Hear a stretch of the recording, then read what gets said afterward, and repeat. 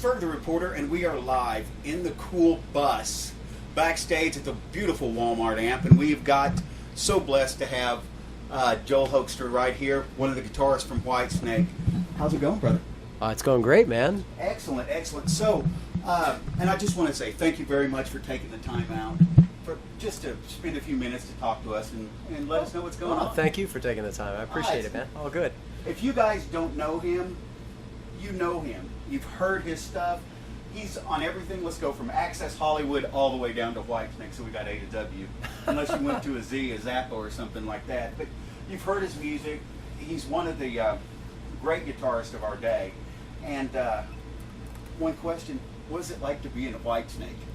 It's great, man. I mean, I think Whitesnake's a guitarist's dream, man. It's great riffs and great solos, and working for David, I mean, he's rock royalty, man. Mm-hmm. What's not to like? He's such a great guy, really, truly great guy. And killer lineup, having Tommy Aldridge back there on drums. I mean, yeah, it's amazing, man. And having Reb Beach on the other side of the stage on guitar, and Michael Devin and Michele Lupe. Thank you for saying that. I was wondering exactly how to say it. Yeah, I know. Well, he's an Italian guy, so exactly. Yeah, it's not easy, right? It looks like Michelle. It does. It's spelled like Michelle. I was going to have to ask when I came here today. I was going to, okay, how exactly? Because I would have just said, Michelle or Michael. That's all right. The band hasn't really figured it out yet either. It's Italian. So we just wing it. All right. Now the Purple album, and if people don't know, Purple album is David Coverdale when he was with Deep Purple. They wrote a bunch of songs, and you guys have brought it to life in this century, and it's wonderful. Well, it was in this century. Well, I suppose. Well, I guess it is a new century. It is. And after I said that, I went, okay, good. It really is a new century. But you guys have taken it and you've made these songs up to date and beautiful. How was it working on all of that with the guys? It was great, man. I mean, David was really great about wanting to reimagine the songs and snake them up, as he put it, or put a fresh coat of paint on them. I think if it was like a note-for-note re-record type of scenario, it wouldn't have appealed to me, quite frankly. So just having the opportunity to be creative with them and do our own thing with them and put our own stamp on them and have some fun with it was very appealing. And like I said, just to be able to work with this lineup and with David, and yeah, what's not to like, man? Did you get, when you were recording it and doing all of that, do you get to put your own spin on it? And, I mean, you said it wasn't note for note or anything, but you get to make it yours?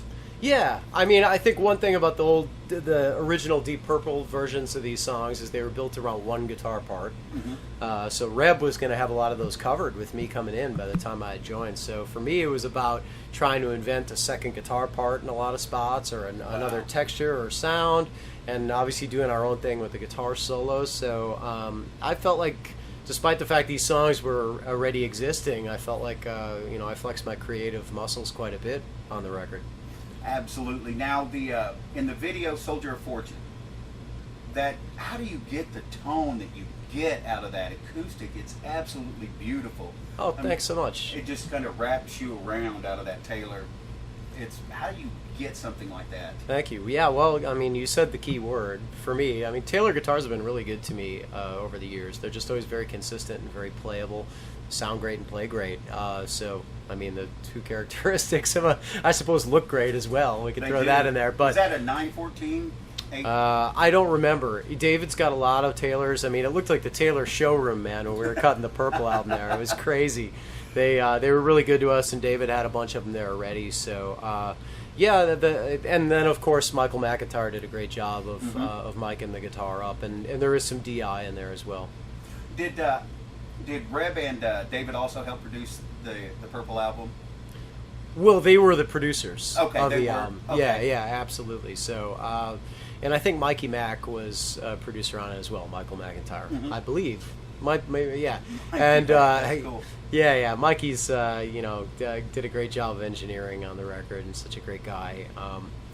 But yeah, I didn't. I was like a late addition to it. I mean, the pre-production was already existing, and things were in development by the time I joined the band. So.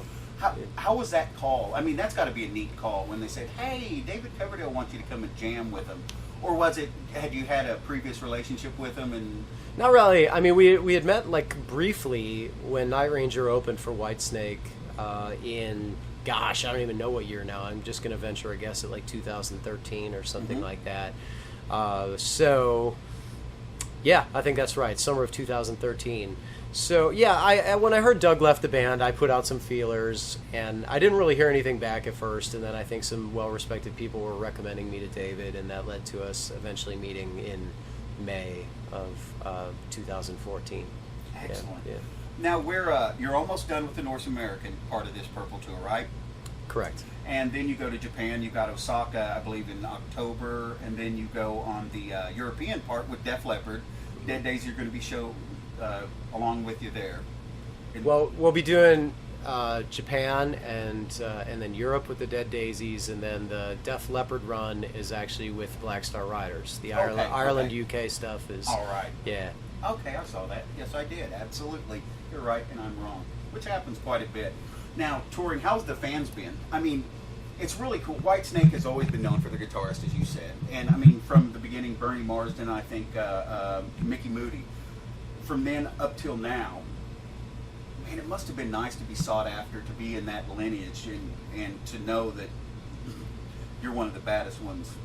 Oh, yeah, I mean, hey, I just take the workmanlike approach to it, and as far as all that goes, and just try and make sure that I'm doing the best I can with it. And that's with everything, not just playing with Whitesnake. That's just kind of treating your playing guitar like a job, and not just trying to make it all fun and games and blow it off. And you know, you got to make sure it's a serious thing. And I like to make sure the fans get their hard-earned money's worth and give them a high-energy show and have some fun. That's what a friend of ours, they saw the show in Tulsa, and they said you and Reb are just absolutely amazing. Just the tightness of everything is just fabulous. Thanks. Yeah, we've had a really great run out here. I mean, David thinks we're onto something magical with the lineup, and the chemistry's been great. The band is all laughs, and everybody's getting along. It just seems like it's really been like rock and roll bliss out here, and the fans have been great. The only thing that's been thrown at us is bras. Well, that's cool. Yeah. That's very cool. Yeah. Are you guys thinking about writing anything more with the Whitesnake going forward? Have you? Well, David's got a couple recording projects in mind, and I can't get too into specifics with that. I mean, that's all Not going to a come problem. down to what David wants to do, and but I'm certainly on board and would love to be creative and you know, put our heads together on Excellent. some Now, new stuff. October 16th, that's going to be a big day for you. Yes. You've got a new album coming out. It's called, and I had it, Dying to Live. I had all this stuff memorized. But Dying to Live is coming out, and I listened to the first song. Dude, it's awesome. Oh, thank you so much. Yeah, a lot of people have been asking me over the years, how come you don't just put out like a rock record? And I'm like, well, I don't know. I don't really want to be a lead singer. And then it's weird because I get a singer on there, and then what do I call it? You know, do I call it a Joel Hoekstra album? Because I wouldn't want to be just taking 10-minute guitar solos on an album like that that's going to be about vocal songs. So that's why I give it a project name, Joel Hoekstra's 13, because I figured that was the most appropriate thing. It sounds bandish, but the reality is I did all the writing on it, all the lyrics and melodies and everything. And so, I mean, that ended up being a real blessing. I feel like emotionally connected to the album, and hopefully that makes it different than a lot of like the quote-unquote like super band albums that are coming out where other people are doing the writing for those bands. And I mean, I feel like in this scenario I did all the writing.